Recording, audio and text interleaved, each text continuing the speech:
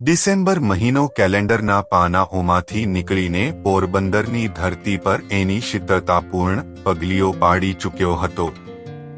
ગર્જના કરતા દરિયાના ઘૂઘવતા જળને સ્પર્શીને આવતી ખારી હવા પોરબંદરવાસીઓના ફેફસામાં મત્સ્યગંધા બનીને ફેલાઈ રહી હતી. સમી સાંજનો સૂરજ પશ્ચિમ દિશામાં અદૃશ્ય થવાની તૈયારીમાં હતો. ત્યારે એક 16 વર્ષનો છોકરો થાકી પાકીને એના ઘરની તરફ ડગલા ભરી રહ્યો હતો. 16 વર્ષની ઉંમર જાણીને કોઈપણના મનમાં એવું થાય કે કિશોર શાળામાંથી ભણીને થાકેલો, કંટાળેલો દફતર ઊંચકીને ઘર તરફ જતો હશે, પણ એવું ન હતું. આ છોકરો તો સવારના 9 વાગ્યાથી ઊભી બજારમાં આવેલી એક દુકાનમાં ઊભા પગે નોકરી કરીને હમણાં જ છૂટ્યો હતો. કિશોરનું નામ રેશનોઝ, પિતાનું નામ નુરુદ્દીન. અટક આડતિયા. તદ્દન સામાન્ય આર્થિક સ્થિતિ ધરાવતા ખોજા ઇસ્માઇલી પરિવારનો એક શાંત, ડાહ્યો, સંસ્કારી અને સેવાભાવના ધરાવતો ફરજંદ.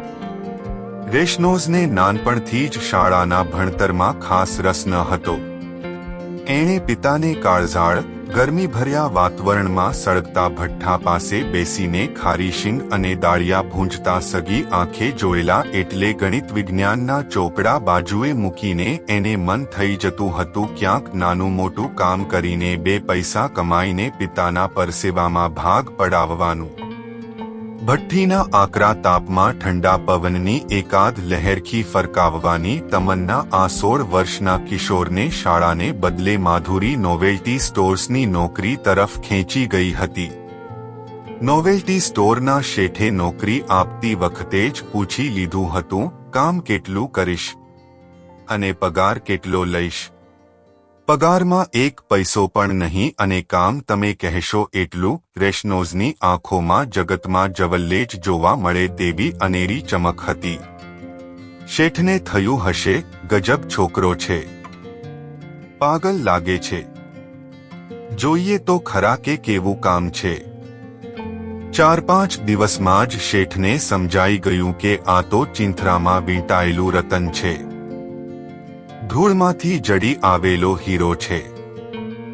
રેશનોઝની ઈમાનદારી, ખડેપગે કલાકો સુધી કામ કરવાની ધગશ, ગ્રાહકો જેમાં મોટા ભાગની બહેનો જ હોય તેમની સાથે નજર ઝુકાવીને આદરપૂર્વક વાત કરવાની તમીજ, આ બધું શેઠને માફક આવી ગયું. લટકામાં બીજું એક પણ વ્યસન ન મળે. ચા પણ પરાણે પીવડાવે તો જ પીવે. એના ભરોસે દુકાન સોંપીને શેઠ જમવા માટે ઘરે આંટો મારી આવે તો પણ ગલ્લામાંથી 1 પાઈ પણ આડીઅવળી ન થાય. મહિનો પૂરો થયો. શેઠે રેશનોઝને બોલાવીને કહ્યું, લે આ તારો પગાર. પૂરા 175 રૂપિયા છે, ગણી લે. રેશનોઝ સંકોચ પામી ગયો, પણ મેં તો પગારમાં કંઈ ન લેવાની વાત કરી હતી. મારે તો કામ શીખવું હતું. રાખી લે છોકરા, લક્ષ્મી આવતી હોય તો લઈ લેવાય. ના ન પડાય અને આ તારા કામનો પગાર છે. જો તારી ઈમાનદારીનું મૂલ્ય આંકવા બેસું તો કુબેરનો ખજાનો પણ ટૂંકો પડે. બેટા, રાખી લે આ રકમ, તારા ઘરમાં ખપમાં આવશે. રેશનોઝે રૂપિયા રાખી લીધા. તનથી થાકેલો પણ મનથી ઉત્સાહિત એવો આ 16 વર્ષનો કિશોર ખિસ્સામાં આવડી મોટી તગડી રકમ લઈને ઘર ભણી જતો હતો ત્યાં એના કાન ચમક્યા. રસ્તામાં આવતી એક દવાની દુકાન આગળ એક ગ્રાહક અને દુકાનના માલિકની વચ્ચે ચાલતી રકઝક સાંભળીને એ થંભી ગયો. એક મોટી ઉંમરનો ભરવાડ ભાભો મેડિકલ સ્ટોરના માલિકને એની તળપદી વાણીમાં વિનવી રહ્યો હતો, પણ આટલા બધા રૂપિયા મારે કયા ઝાડ માથેથી લાવવા? હું તો ગરીબ ભરવાડ છું, મારી પાસે 20 રૂપિયા જ છે, તો પછી હું દવા ન આપું? દુકાનદારે રોકડું પરખાવ્યું. કેમ ન આપો? તમે તે માણહ છો કે? મારો એકનો એક જુવાન દીકરો મરવા પડ્યો છે. ડોક્ટરે આ દવાની ચિઠ્ઠી લખી આપી. હું લેવા હું આવ્યો છું ને તમે ના પાડો ઈ કેમ હાલે? રેશનોઝ દ્રવી ગયો. એનાથી રહેવાયું નહીં. એણે નજીક જઈને દુકાનદારને પૂછ્યું, ભાઈ, શું વાત છે? દુકાનદાર રેશનોઝને ઓળખી ગયો, તું તો બાબુભાઈ સિંગવાળાનો દીકરો ને. જા ભાઈ જા, આમાં તારું કામ નથી. પણ મને કહો તો ખરા કે વાત ક્યાં અટકી છે? રેશનોઝ જીદ પર આવી ગયો. આ ભાભો એના દીકરા માટે દવાઓ ખરીદવા આવ્યો છે. દવાનું બિલ થાય છે 130 રૂપિયા જેટલું. ડોસા પાસે માત્ર 20 રૂપરડી છે. હું કેવી રીતે માલ આપું એને? દુકાનદારનો જવાબ સાંભળીને રેશનોઝ આઘાત પામી ગયો. જે ચીજ આ ગરીબ ડોસાના દીકરા માટે જીવનરક્ષક દવા હતી, તે જ ચીજ આજ વેપારીને મન કમાણી માટેનો માલ હતી. વાહરે કુદરત! આ દુનિયા સાવ આવી જ છે. જે છે એને બદલાવી ન શકાય. કોણ બદલી શકે? કેવી રીતે બદલી શકે? 16 વર્ષની કુમળી વયે દિમાગમાં બીજું તો શું ઉગે? કાચી કાચી સમજણ ઉગી અને સાવ પાક્કી કરુણા જન્મી. ફટ દેતાકને છોકરાનો હાથ ખિસ્સામાં ગયો.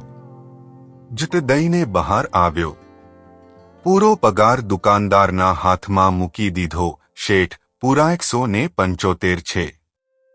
આ દાદાની પાસે 20 રૂપિયા છે.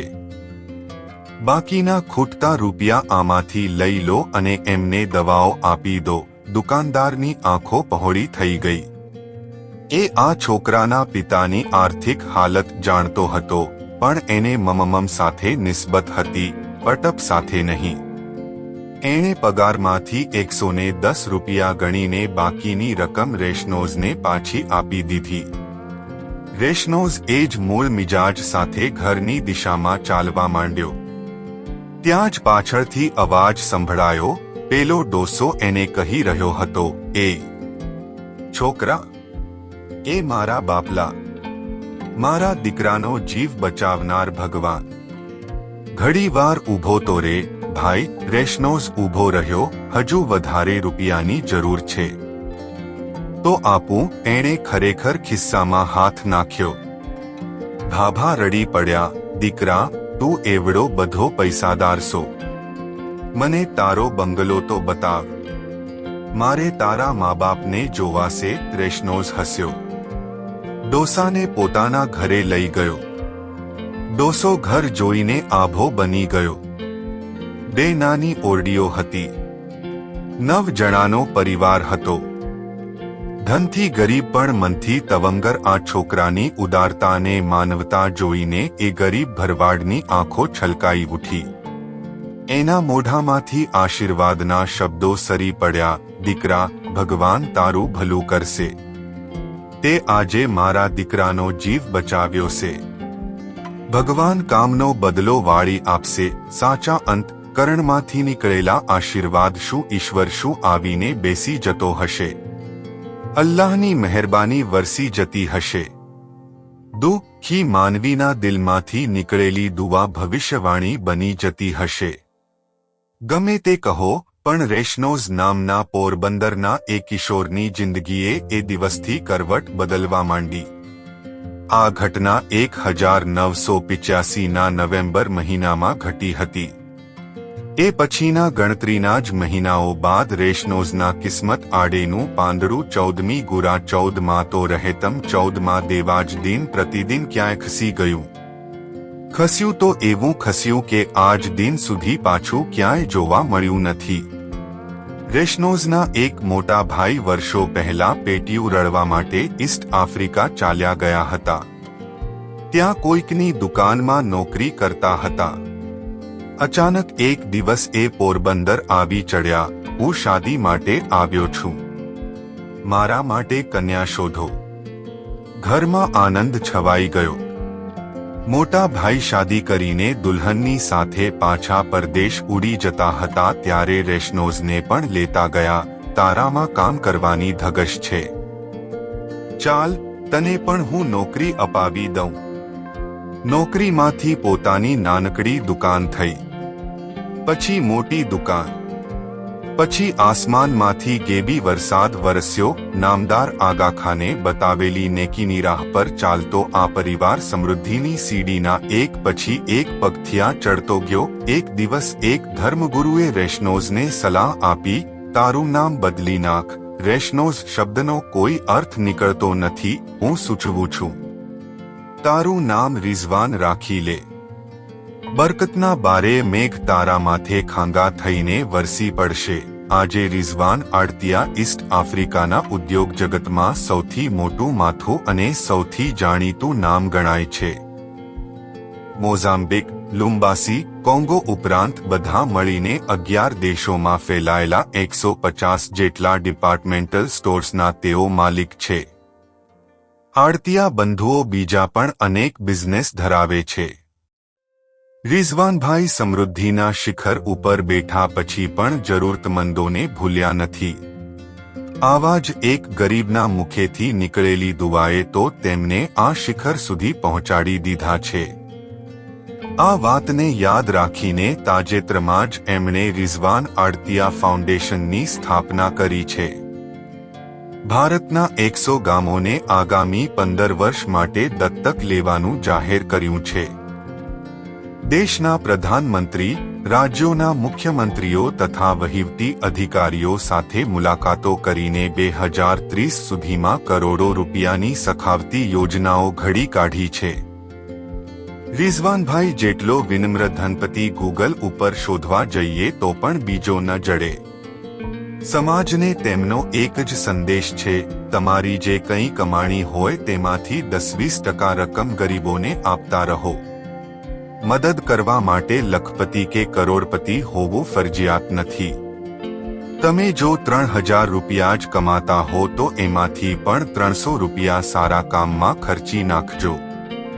તમારે ઘર ચલાવવામાં જે તૂટ પડતી હશે એમાં 300ની વધારે પડશે, પણ પછી ઉપરવાળા તરફથી જે રહેમ વરસે છે તે તમે જોતા રહેશો. જો વિશ્વાસ ન પડતો હોય તો મારી તરફ એક નજર ફેંકી લેજો. 85માં દીધેલા 110 રૂપિયા આજે 2015માં 150 ડિપાર્ટમેન્ટલ સ્ટોર્સ બનીને પાછા આવ્યા છે. દાનવીર રિઝવાન આડતિયા આપણા ગુજરાતનું ગૌરવ. અમારી આ સ્ટોરી તમને પસંદ આવી હોય તો લાઈક અને શેર કરજો અને અમારી ચેનલમાં નવા હોય તો અમારી ચેનલને સબસ્ક્રાઇબ જરૂરથી કરી નાખજો. મળીએ એક નવી સ્ટોરી સાથે નવા વિડીયોમાં.